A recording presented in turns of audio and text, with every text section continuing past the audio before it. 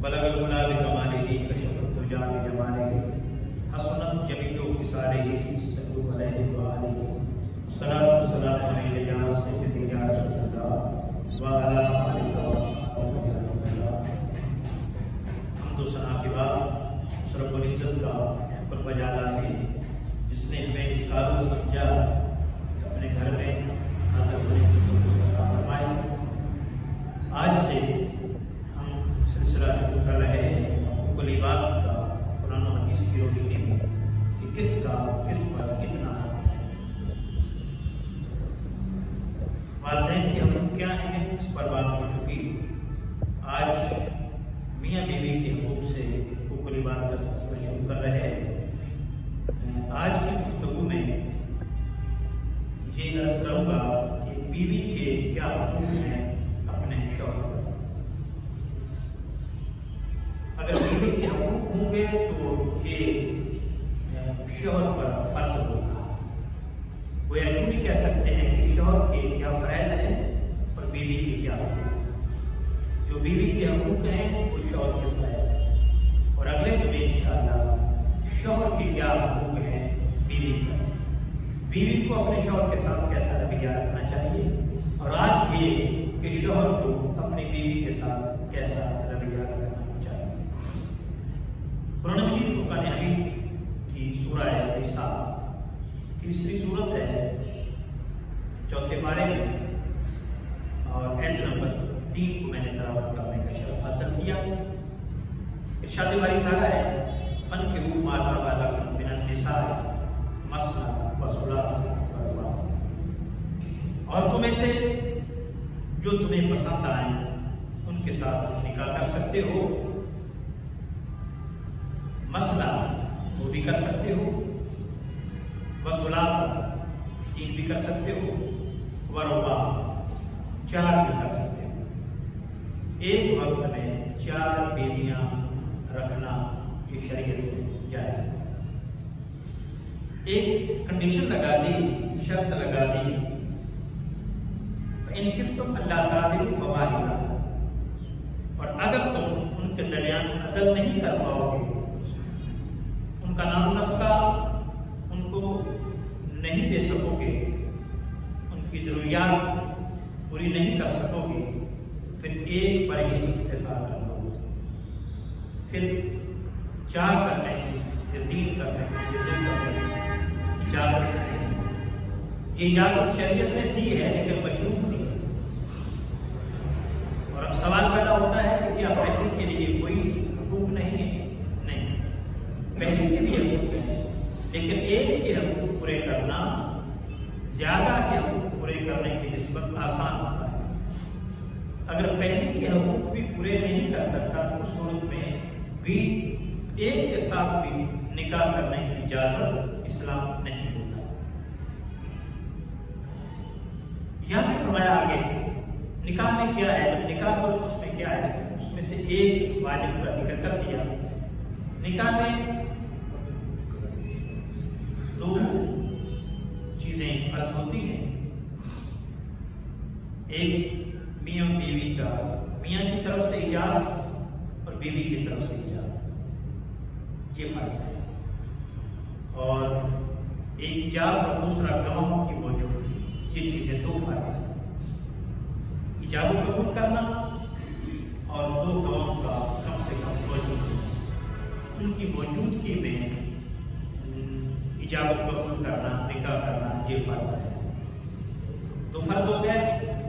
اس کے بعد واجب ہے حق مہر۔ حق مہر دینا واجب ہے۔ واجب بھی عمل کے اعتبار سے فرض ہی ہوتا ہے، اس میں بھی کوئی گنجائش نہیں ہوتی، اس کے بغیر بھی نکاح نہیں ہوتا۔ اس کا ذکر یہاں بھی قرآن مجید میں بھی کیا، وَآتُوا النِّسَاءَ صَدُقَاتِهِنَّ نِحْلًا، تم عورتوں کو ان کے مہر کو خوش دلی سے، صدقے سے اس کو تعبیر کیا، اس کو مہر کو خوش دلی سے مجبور ہو کرنا۔ فَإِن تِبْنَ لَكُمْ عَنْ شَيْءٍ مِّنْهُ نَفْسًا، اگر وہ عورت اپنی خوشی سے کچھ چھوڑ دے تو فَقُلُوهُ هَنِيًّا مَرِيًّا، اس چھوڑے ہوئے مال کو اپنے پاس رکھنا کوئی گناہ نہیں. اگر بیوی چھوڑ دے تو تمہارے پاس رکھنا، اپنے پاس رکھنا کوئی گناہ نہیں. لیکن مہر اس کا حق ہے، وہ حق لے بھی سکتی ہے، وہ حق چھوڑ بھی سکتی ہے. کوشش یہی ہونی چاہیے وہ قبول کر لے. ہمارے یہاں بدقسمتی سے کوشش یہ ہوتی ہے کہ وہ معاف نہ کرے. معاف نہیں کروانا چاہیے. جہاں لاکھوں کروڑوں خرچہ ہوتا ہے شادیوں پر، وہاں حق مال کی کیا اوقات رہ جاتی ہے. پہلے زمانوں میں آقا علیہ السلام کے دور میں زیادہ خرچہ حق مہر کا ہی ہوتا تھا. اب تو حق مہر ایک جوگا ہے، اس کی کوئی حیثیت ہی نہیں، اس کو بھی معاف کرانے کے چکر میں ہوتے ہیں. یہ کسی صورت میں بھی معاف نہیں کروانا چاہیے. اتنا کمزور ہے، غریب ہے، وہ افورڈ نہیں کر سکتا، تو وہ معاف کروا لے اگر وہ کچھ دیر سے کرے تو. اب سوال یہ ہے کہ حق مال کتنا ہوتا ہے. حق مال 3.25 تولے چاندی ہے. ہر دور میں اس کا ریٹ بڑھتا رہتا ہے، کم ہوتا رہتا ہے. اس دور میں جتنا بھی ہے 5,000 سے میرا خیال ہے کہ شاید زیادہ ہے. لیکن اگر شک ہو کہ 5,000 سے زیادہ ہے یا کم ہے یا تو پھر 1,000 بڑھا لینا چاہیے. ہم باقی پہ جانا چاہتے ہیں کہ کم سے کم کتنا ہے.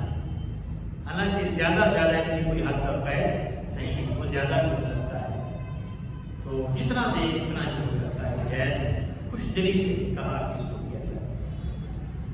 اگر کم دیں گے تو نکاح نہیں ہوگا.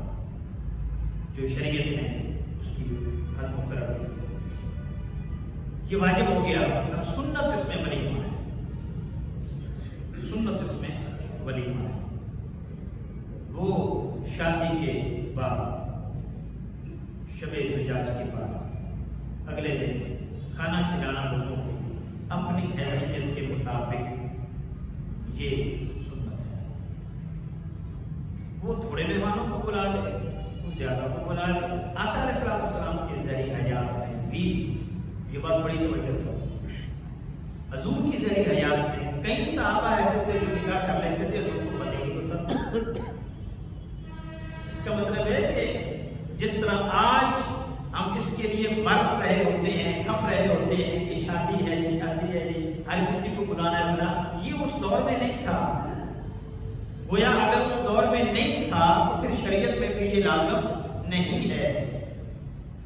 میں کہہ رہا ہوں کتنے صحابہ ہیں کہ جن کا نکاح ہو گیا، حضور کو معلوم بنا چلا، ان کو نہیں توفیق ہوگی، وہ نہیں کر سکتے ہوں گے ولیمہ، تو نہیں بلایا. اس میں کوئی حرج نہیں ہے. لہذا ضروری نہیں ہے کہ ہر کسی کو شادی میں بلایا جائے، یہ ضروری نہیں ہے. جتنا آدمی افورڈ کر سکتا ہے اتنا ہے. یہ سنت ہے. اور یاد رکھیں سنت کا عمل قرض لے کر کرنے کی بھی اجازت شریعت میں نہیں ہے. قرض کو اچھا نہیں سمجھا گیا ہے، قرض کو اگنور کیا گیا ہے. جہاں تک ممکن ہو سکے اس سے بچا جائے. تو سنت پوری کرنی ہے آپ نے، اور لے قرض رہے ہیں. قرض کو اسلام پسند ہی نہیں کرتا، تو پھر سنت کیا؟ آج کل تو جو ولیمے کا ہم نے حشر کر دیا ہے، میں ڈر کے بارے نہیں کہہ سکتا، لیکن اس کا دور دور تک بھی شریعت و سنت کے ساتھ تعلق رکھنے کا بدقسمتی سے قرض لے کر کرتے ہیں. پھر اس میں بھی فضول خرچی ہوتی ہے. پھر اس میں بھی غریبوں کو قطعاً اگنور کیا جاتا ہے، یقیناً اگنور کیا جاتا ہے. ہر دعوت میں غریبوں کا حق ہے، اس کو نہیں بلاتے. پھر اس میں نیوزرا دیا جاتا ہے،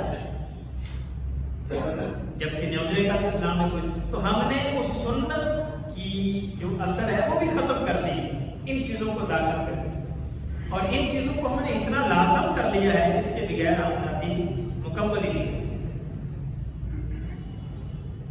تو برات اسلام میں کوئی تصور نہیں. اب کہیں گے کہ یہ حرام ہے یا جائز ہے. جائز تو کسی حد تک کہہ سکتے ہیں، لیکن اگر اس میں فضول خرچی نہ، کہ زندہ ساتھ میں چلے گئے، لیکن اگر اس میں فضول خرچی آ گئی پھر تو وہ حرام ہو جائے گا۔ 200-250 بندوں کا دھاگا بول دینا بچی والوں کا، یہ کہاں کی جواز کی بات کرتی ہے؟ اور ان کے ذمہ کھانا ڈال دینا، وہ 5-6 لاکھ کا دیں اپنا جہیز بھی، 4-5 لاکھ کی روٹی بھی دیں، یہ بچی والوں کے ساتھ ظلم ہے۔ شریعت کسی پر زیادتی کرنے کی اجازت نہیں دیتا۔ آپ ایک مذہبی تہوار کر رہے ہیں، نکاح سنت ہے، فمن راغب عن سنتی فلیس منی، نکاح حضور نے فرمایا میری سنت ہے، اور جو میری سنت سے اعراض کرتا ہے اس کا میرے ساتھ کوئی تعلق نہیں ہے۔ حضور کی سنت سمجھ کر نکاح کر رہے ہیں اور حضور کی سنت کے خلاف کر رہے ہیں، سوچنے والی بات ہے۔ حضور کی سنت کے خلاف کر رہے ہیں، یہ دنیاوی تہوار نہیں ہے، یہ پیور مذہبی تہوار ہے۔ اس کو مذہب کے کہنے پر کرنا چاہیے، جیسے مذہب کہتا ہے ویسے کرنا چاہیے۔ تو برات کو اگر نکال دی جائے، ولیمے میں فضول خرچی کو نکال دیا جائے، مہندی کو نکال دیا جائے، پیچھے جہیز کو نکال دیا جائے، اس کا اسلام میں تصور نہیں ہے۔ اسلام میں تصور وراثت کا ہے، جہیز کا نہیں ہے۔ اگر ان چیزوں کو نکال جائے تو دیکھو شادی کتنی مشکل ہے، بہت آسان ہو جائے گا، اس کا مشکل پر ختم ہو جائے گا۔ تو ہم نے اپنے لیے مشکلات پیدا کر دی ہیں، جبکہ اسلام کا مقصد یہ ہے کہ لوگوں کے لیے فلاح اور راحت پیدا کرنا، آسانیاں پیدا کرنا۔ ہم مشکل پیدا کر کے اپنے لیے جہنم بھی خرید رہے ہیں اور دنیا میں ٹینشن بھی حاصل کر رہے ہیں۔ وہ ایک آدھ بات کرتے تو لوگ اس کے پیچھے پڑ جاتے ہیں، دنیا داری بھی رکھنی ہے۔ یہ کہاں کا اصول ہے کہ دنیا بھی رکھنی ہے اور دنیا رکھتے ہوئے دین کو پس پشت ڈالنا ہے؟ ہاں، دنیا وہاں رکھی جہاں دین کی نافرمانی نہ ہو۔ جب تک دنیا میں دین کی نافرمانی آ جائے اور دین کی مخالفت آ جائے، اس دنیا رکھنے کا کوئی فائدہ نہیں۔ تو یہ چیزیں ہیں، 2 فرض ہیں، ایک واجب ہے اور ایک سنت ہے، اس کے علاوہ اور نکاح میں کچھ نہیں ہے۔ ولیمہ سنت وہی ہوتی ہے نا، سنت اگر نہیں بھی آپ کر سکتے تو اس پر عذاب نہیں ہوگا، وہ افورڈ کر سکتے ہیں تو کریں، نہیں کر سکتے تو اس پر کوئی پکڑ نہیں ہے۔ اور جو نیوترا ہے اس کا اسلام میں بھی کوئی تصور نہیں ہے۔ آپ لوگ کہتے ہیں کہ وہ معاملت ہو جاتی ہے بندے کی، بھائی معاملت عام حالات میں گھر بیٹھ کر لیں آپ اس کی، معاملت کے تو اور بھی طریقے ہو سکتے ہیں نا، روٹی کھا کر ہی پیسے دے رہے ہیں، یہ تو ایسے جیسے آپ ہوٹل پہ کھا رہے ہیں، 1000 روپئے روٹی کا لیتے ہیں، 1000 روپئے ہم دے کر آ رہے ہیں، یہ کون سی معاملت ہے؟ یہ تو کوئی مزاق ہو جائے گا نا کہ ہم نے جو روٹی کھائی اس کے پیسے آپ کو دیے، لیکن نہ وہ بےعزتی سمجھتا ہے نہ دینے والا اس کو غلط سمجھتا ہے، ایک رواج بن چکا ہے اور ٹوٹل اسلام کے خلاف ہے، لوگوں کے خلاف ہے، لوگوں کی اس میں مشکلات ہیں، لوگوں کو مشکلات میں نہیں۔ جس کو 4-5 شادیاں مہینے میں آئیں، شادی والا تو چلے اپنا سب کچھ کر رہا ہے، جس کو 4-5 شادیاں اس دور میں آ جائے اس کا بجٹ تو سارا ڈسٹرب ہو جاتا ہے۔ غریب آدمی کیا کرے؟ پھر نئے نئے کپڑے پہن، مہندی کے لیے اور سوٹ ہے، پھر برات کے لیے اور سوٹ ہے، پھر ولیمے کے لیے اور سوٹ ہے، وہ کیا کرے غریب آدمی؟ رواج کو بھی پالنا ہے، تو خدا نہ ان رواج سے نفرت کرنی چاہیے۔ جس سے اسلام نے نفرت کی ہے اس سے ہم نے بھی نفرت کرنی ہے۔ ہماری زندگی میں رحمت پھر آئے گی، ہماری زندگی میں سکون پھر آئے گا جب رسول اللہ کی سنت پر عمل کریں گے۔ نکاح رسول اللہ کی سنت ہے، رسول اللہ کی سنت کے مطابق ہی اس کو عمل میں لانا چاہیے، اس کو رسول اللہ کی سنت کے مطابق ہی عمل میں لانا چاہیے۔ اب آ گیا بیوی کے حقوق کیا ہیں۔ قرآن نے کہا کہ اگر عدل کر سکتے ہو تو پھر کرو، اگر عدل نہیں کر سکتے تو پھر نہیں کرو۔ بیوی کے حقوق اس کو دے سکتے ہو تو پھر نکاح کرو، اگر نہیں دے سکتے تو پھر نہ کرو۔ اس کے حقوق کیا ہیں یہ میں نے شمار کیے ہیں، اب شمار میں لیکن حدیث کی روشنی میں کہ 9-10 کے قریب، اس کے علاوہ بھی ہو سکتے ہیں جو میرے ذہن میں نہ ہو۔ پہلا حق یہ ہے کہ بیوی کو تعلیم و تربیت دے، نکاح کے مسائل سکھائے، شادی کے مسائل اس کو بتائے، حقوق بتائے۔ یہ شوہر ایک استاد کی بھی حیثیت رکھتا ہے بیوی کا۔ الرجال قوامون علی النساء، رجال حاکم ہیں عورتوں پر، حاکمیت گھر کی اس کے پاس، جو حاکم ہوتا ہے اس نے ٹریٹ کرنا ہوتا ہے اچھے طریقے سے، اس نے ایجوکیٹ کرنا ہوتا ہے، تو وہ ایجوکیٹ کرے، اس کو سکھائے کیا ہے، یہ اس کے لیے لازم ہے۔ غسل کے کیا ہیں مسائل ہیں، بیوی کو ماہواری آتی ہے اس کے کیا مسائل ہیں، یہ شوہر کو آنا چاہیے تو بیوی کو بتانا، نفاس کے کیا مسائل ہیں یہ بیوی کو بتانا۔ یہ ہوتا ہے کہ ماہواری آ گئی ہے، اب اس کے بعد کتنی دیر کے بعد غسل کر سکتا ہے، غسل کر سکتی ہے بیوی، اس کا نہیں پتا۔ بچے کی ولادت ہوئی ہے، اب کتنی دیر تک وہ غسل کرے۔ ہمارے یہاں یہ ہے کہ چلا مشہور ہے، چلے کے بعد ہی کرنا ہے غسل، اس سے پہلے نماز نہیں پڑھنی، اس سے پہلے قرآن نہیں پڑھنا۔ اس کا اسلام کے ساتھ کوئی تعلق نہیں کہ چلا نہانا نہیں ہے، وہ 10 دن بھی ہو سکتے ہیں۔ نفاس کہتے ہیں جب بچے کی ولادت ہوتی ہے تو اس کے بعد بریڈنگ ہوتی ہے، اس کی کم سے کم کوئی مدت نہیں ہے، وہ آپ پونے گھنٹے بعد ہی ختم ہو سکتی ہے، زیادہ سے زیادہ اس کی مدت ہے 40 دن۔ یہ 10 دن بھی چل جا سکتی ہے، یہ 5 دن بھی چل سکتی ہے، یہ 20 دن بھی، یہ 40 دن بھی، لیکن عموماً 10-12 دن 7-8 دن ہی رہتی ہے۔ لہٰذا جب یہ ختم ہو جائے اس کے بعد بیوی کو غسل کرنا لازم ہے، اس پر نماز فرض ہوتی ہے، اس کے لیے روزہ ضروری رکھنا ہے، شرعی احکام اس پر لازم ہے۔ یہ نہ کرے کہ میں نے 40 دن کے بعد ہی تو یہ مرد ایجوکیٹ کرے اس کو۔ اسی طرح ماہواری ہے، ماہواری کم سے کم 3 دن ہوتی ہے، زیادہ سے زیادہ 10 دن ہوتی ہے۔ اگر 10 دن کے بعد بلیڈنگ ہے تو وہ ماہواری والی بلیڈنگ نہیں ہو رہی، اس میں نماز پڑھے، بلیڈنگ ہو رہی ہے پھر بھی پڑھے، ہاں بلیڈنگ ہو رہی ہے پھر بھی پڑھے۔ یہ ایسی ہے جیسے مرد کو پیشاب کے قطرے ٹپکتے رہتے ہیں تو کیا نماز چھوڑ دیں؟ وضو کیا پھر قطرے آگے، اس کے لیے حکماء نے لکھا ہے، فقہاء نے لکھا ہے کہ وہ ہر نماز کے لیے وضو کر لے، بلکہ یاد رکھیے گا وہ چھینٹے مار لے شروعات کے اور اگلی نماز کے لیے پھر وضو کر لے، وضو کر کے نماز پڑھے۔ یہی مسئلہ ہے اس عورت کے لیے جس کو بلیڈنگ ہو رہی ہو ماہواری اور نفاس کے علاوہ، کہ وہ وضو کرے ہر نماز کے لیے، ہو رہی ہے کوئی پرابلم نہیں، شریعت نے اجازت دی ہے، یہ بیماری ہے، بیماری تو ایک بیماری ہوتی ہے، اس میں اسلام نے کچھ رخصتیں بھی دی ہیں، اس میں اجازتیں بھی دی ہیں۔ اس صورت میں وہ اگر کپڑے بھی نماز کے دوران خراب ہو جائے تو کوئی پرابلم نہیں، بعد میں اس کو بدل لے دھو لے، جہاں بلیڈنگ ہوئی ہے وہاں سے دھو لے، سارے کپڑے بدلنے کی بھی اجازت ضرورت نہیں ہے تاکہ آسانی پیدا ہو۔ تو یہ زیادہ 10 دن رہ سکتی ہے، 10 دن سے کم 10 دن ہو سکتی ہے، اس سے زیادہ ہوگی تو پھر وہ بیماری کا خون ہوگا، وہ ماہواری کا نہیں ہوگا۔ اب بیماری کے خون میں جو نمازیں نہیں پڑھا، پڑھے نمازیں، اسلام کہتا ہے پڑھے، اگر نہیں پڑھے گی تو اس کو قضا، اس کی قضا ہے۔ اچھا، اس کے بعد یہ ایجوکیٹ کرنا، یہ تعلیم دینا، یہ شوہر پر لازم ہے کہ وہ عورت کو اس طرح کے مسائل سکھائے۔ اس کے علاوہ اسلام کے نکاح کے مسائل ہیں، بچیوں کے نکاح کرنے ہیں، بچیوں کو غسل کیسے کروانا ہے، یہ ماں پھر آگے ڈیلیور کرے اپنی بیٹیوں کو، یہ ماں گھر میں ایک استانی کی حیثیت رکھتی ہے، یہ ایک درس گاہ ہے ماں کی کو، اس نے آگے بچوں کو ایجوکیٹ کرنا ہے۔ دوسرا حق، کسی کے سامنے عورت کی بے عزتی نہ کرے، عورت کی عزت کرے، یہ عورت کا حق ہے اور مرد کے لیے لازم ہے کہ وہ اس کو بے عزت کرے، اس کے ساتھ بدتمیزی کرے، اس کی رسپیکٹ کرے۔ ایک گھر چھوڑ کے آ رہی ہے، اپنا سارا خاندان چھوڑ کے آپ کے لیے، آپ اس کو عزت بھی نہیں دے سکتے۔ عام انسان کو عزت دینا لازم ہے، وہ تو بیوی ہے، بات بات پر عزت کرنا، بات بات پر ڈانٹنا یہ گناہ ہے، یہ گناہ ہے۔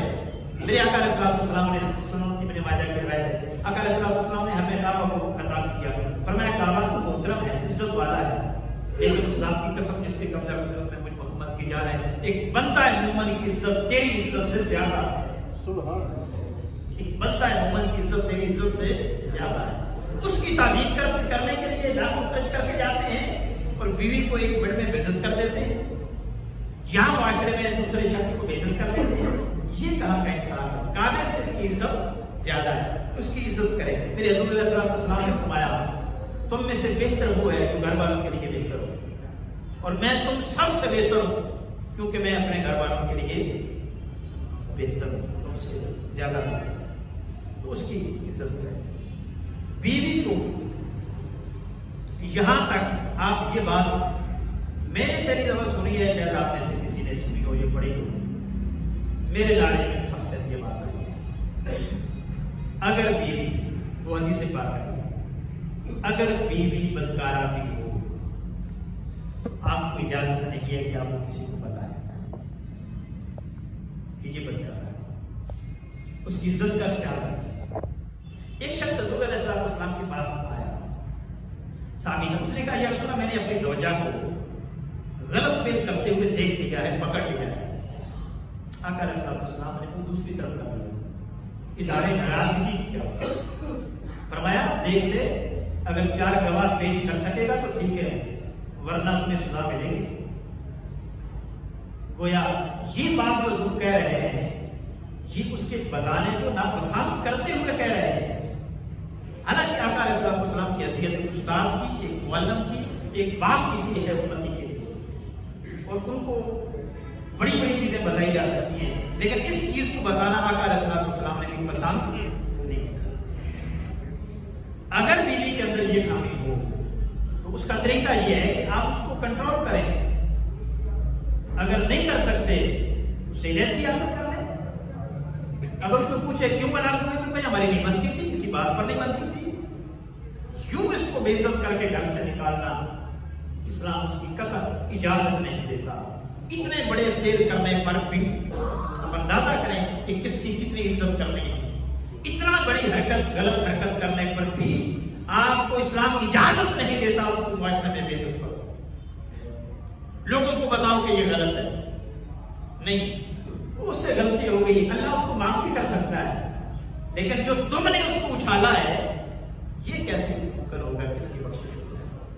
اسی طرح اگر عورت نے دیکھا ہے مرد کو غلط کرتے ہوئے تو عورت بھی اس کی عزت اچھالنے کی حقدار نہیں، وہ بھی پردہ ڈالے، اس کو سمجھائے. اگر نہیں سمجھتا، اگر نہیں کنٹرول ہو سکتا، آپ علیحدگی اختیار کر لو، اس کے ساتھ نہیں رہ سکتے، علیحدگی ہو جائے. لیکن بے عزت کرنے کی اسلام کسی صورت میں کسی کو اجازت نہیں دیتا. میں نے کہا تھا کہ آقا علیہ السلام نے فرمایا ہے کہ اگر مرد غیر شرعی حرکت بھی کرے اور پھر بھی بدتمیزی سے اس کے سامنے نہیں بول سکتا، اس کی بدتمیزی نہیں کر سکتا. اسی طرح مرد ہے، مرد کو اس کو بے عزت معاشرے میں نہیں کر سکتا، اس کو بھی. چوتھی چیز یہ ہے کہ بیوی جب خدمت کرتی ہے اس کا شکریہ ادا کرے. یہ آقا علیہ السلام کی سنت ہے، یہ میرے حضور شکریہ ادا کرے. بیوی کھانا دے رہی ہے، بیوی خدمت کر رہی ہے، بیوی لباس دھو رہی ہے، صاف کر رہی ہے، گھر کی صفائی کر رہی ہے، بچوں کو پال رہی ہے، اس سارے عمل پر اس کا شکر گزار ہونا چاہیے. دیکھو باہر سے ہم کھانا کھائیں تو پہلے پہ شکریہ ادا کرتے ہیں، ہوٹل والے کا شکریہ، کسی کے گھر کھانا کھانے نیا وہ پیش کرے تو شکریہ ادا کرتے ہیں، اس کو بڑے اچھے اخلاق سمجھتے ہیں کہ میں نے بڑے اچھے اخلاق کا مظاہرہ کیا کہ میں اس کا شکریہ ادا کرتا. بیوی 3 ٹائم سرو کرے اس کا شکریہ ادا کرنے کا شکر گزار ہونا چاہیے. پرابلم ہی یہ ہوتا ہے کہ اس کا حق تھا پکا کے کھلانا، اس نے کون سی نیکی کی ہے؟ نہیں، حق اس کا نہیں ہے تمہیں پکا کے دینا، یہ اس کا احسان ہے. وہ گھر میں نوکرانی بن کے نہیں آئی، وہ بیوی بن کے آئی. تمہارے گھر کے کام کرنا، تمہاری خدمت کرنا، تمہارے کپڑے دھونا، تمہیں کھانا سرو کرنا، یہ اس کی ذمہ داری نہیں ہے، یہ اس کی نیکی ہے، یہ اس کی نیکی ہے. تو یہ نیکی سمجھ کے اس سے لینا چاہیے، اور جب نیکی سمجھ کے اس سے یہ خدمت لیں گے نا، پھر گھر میں ماحول اور پھر ماحول اور. حتیٰ کہ ہمارے والدین کی خدمت کرنا بھی اس پر فرض نہیں ہے، ہمارے والدین کی خدمت ہم پر فرض ہے. فورس کر کے اس سے نہیں کروا سکتے ان کی خدمت، تنگا کر کے کروا سکتے ہیں. بات کو سمجھے نا، اسلام یہ نہیں کہتا کہ ڈنڈے مار کے کرو کہ میری باپ کی خدمت کر، میرے باپ کی کر اور میرے بھائیوں کی خدمت کر. نہیں، ترلے سے کروائیں، منت سماجت سے کروائیں. یہ اسلام کہتا ہے. شکریہ ادا کریں، احسان مندی کا اظہار کریں. میرے اوپر اس کا بہت بڑا احسان ہے، میرے والدین کی خدمت کرتی ہے، میرے بھائیوں چھوٹے بھائیوں کی کیئر کرتی ہے، میری خدمت کرتی ہے. تو یہ ماحول ہونا چاہیے. اسلام اس کو فورس نہیں کرتا. جب اسلام نہیں کرتا تو تمہیں کس نے اجازت دی ہے کہ تم اس کو مجبور کرو؟ چھٹی چیز، گھر کے کاموں میں بیوی کا ہاتھ بٹانا. یہ بھی میرے نبی مکرم کی سنت ہے. سیدہ عائشہ صدیقہ فرماتی ہیں کہ حضور گھر آتے تھے، ہم جس کام میں لگی ہوتی تھی آقا ہمارے ساتھ شریک ہو جایا کرتے تھے. کھانا پکانا ہے تو آگ جلانی بھی ہوتی ہے، دیگر کام بھی کرنے ہوتے ہیں تو حضور وہ کام کرنے لگ جاتے تھے. عام سنتوں کا ہم پرچار کرتے ہیں. اس سنت کا بھی کبھی کیا؟ اس کو تو ہم رنگ مریدی کہہ کر تانا دیتے ہیں کہ تو رنگ مرید ہو گیا، گھر کے کام کر رہا ہے. نہیں، یہ رنگ مریدی نہیں ہے، یہ میرے نبی مکرم صلی اللہ علیہ وسلم کی سنت ہے. اور اگلی چیز، اس کا احترام کرنا، بیوی کا، اس کی احساسات کا خیال کرنا. کہاں تک ہے؟ میرے آقا علیہ الصلوۃ والسلام، سیدہ عائشہ صدیقہ رضی اللہ تعالیٰ عنہ فرماتی ہے کہ جب ہم سو رہی ہوتی تھی، حضور گھر میں داخل ہوتے تھے، آقا چپکے پاؤں رکھتے تھے کہ کہیں عائشہ جاگ نہ جائے. قربان کیا ہے، گھر میں آرام سے پاؤں رکھتے تھے کہیں ان کی نیند نہ خراب ہو جائے. ہم جب گھر آتے ہیں سو رہی ہو تو ہم فرض سمجھتے اس کو جگانا اور جگا کر کہنا کہ کھانا لے کر آؤ. تھوڑا آرام بھی ہو سکتا ہے تاکہ وہ اپنی نیند کسی حد تک پوری کر لے. جب خود بھی کچن سے لا سکتے ہیں، پانی تو خود بھی پی سکتے ہیں، کھانا نہ بھی کھانا ہو تو ہم فرض سمجھتے ہیں اس پر اٹھنا فرض ہے، پانی پیش کرنا اس پر فرض ہے. خدا یہ فرض سے ہٹاؤ، کوئی فرض نہیں ہے. یہ اس کا احسان ہے اور احسان کے لیے کسی کو تنگ کرنے کی اجازت نہیں ہے.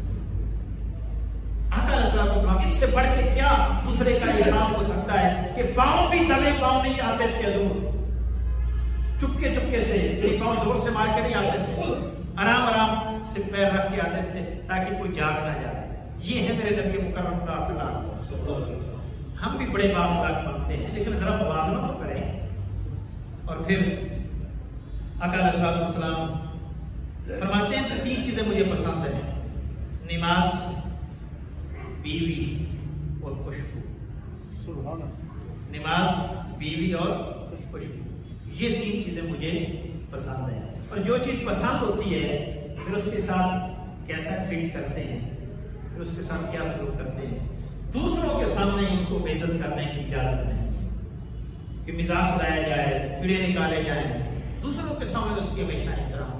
میں آخر میں بات حضرت فاروق اعظم رضی اللہ تعالیٰ پہلے بھی 3 دفعہ بتا چکا ہوں، لیکن اس مضمون کو کسی حد تک مکمل کرنے کے لیے کیونکہ وقت تھوڑا ہوتا ہے، ساری چیزیں ڈسکس نہیں کر سکتا.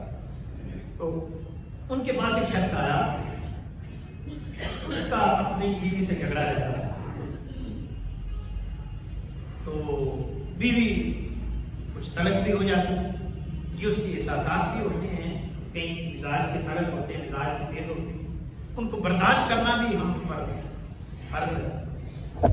تو وہ آیا تو اندر دیکھا کہ حضرت عمر فاروق رضی اللہ تعالیٰ کے دروازے پہ کھڑا ہوا تو ان کی آپس میں اپنی بیوی کے ساتھ کسی بات پر آواز اونچی ہو رہی تھی. فاروق اعظم کی نسبت ان کی بیوی کی آواز اونچی تھی کسی بات. ضروری نہیں ہوتا کہ اس میں بدتمیزی کا اثر ہو، بدتمیزی کا اثر نہیں ہونا چاہیے. کسی بات پر عورت بھی ہے، آخر غصہ آ ہی جاتا ہے. تو وہ سوچنے لگ گیا کہ اب میرا مسئلہ کیا حل کرنا ہے. انہوں نے، ان کے تو گھر میں بھی پرابلم ہے. دروازے پر ناک کر لی لیکن واپس جانے لگے. اتنی دیر میں حضرت فاروق اعظم رضی اللہ تعالیٰ باہر تشریف لائے، بلایا، پوچھا کیا مسئلہ ہے. عرض کی حضور یہ پرابلم ہے میرے گھر میں، لیکن آپ کے گھر میں بھی اسی طرح کا ملا جلا ہے. فرمایا دیکھ، میں اپنی بیوی کا احسان مند ہوں، میرے اوپر اس کے کچھ احسانات ہیں جن کی وجہ سے اس کی تنقید بھی میں برداشت کر لیتا ہوں. کیا احسانات ہیں؟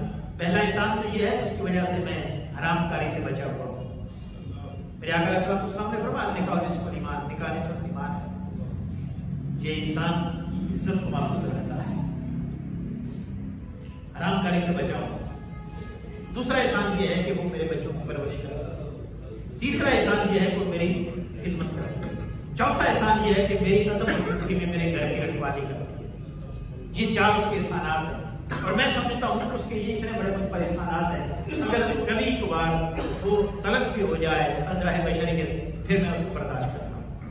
تو اس نے کہا کہ یہ احسان تو میری بیوی کی بھی مجھ پر ہے تو آئندہ میں بھی برداشت کروں.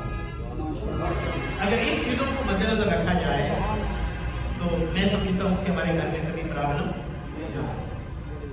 رائٹ. ہم سمجھتے ہیں ضد پہ آ جاتے ہیں کہ اس کا حق فرض تھا اس نے پورا نہیں کیا. خدا را اگر فرض نہ سمجھے احسان سمجھے تو کبھی پرابلم. دعا ہے اللہ جل مجدہ. ہاں اگلے جمعے سے انشاءاللہ بیوی پر کیا فرائض ہیں, شوہر کے کیا حقوق ہیں, بیوی کو شوہر کے ساتھ کیسا سلوک کرنا چاہیے, اس پر دعا ہے اللہ جل مجدہ پر کی عطا فرمائے.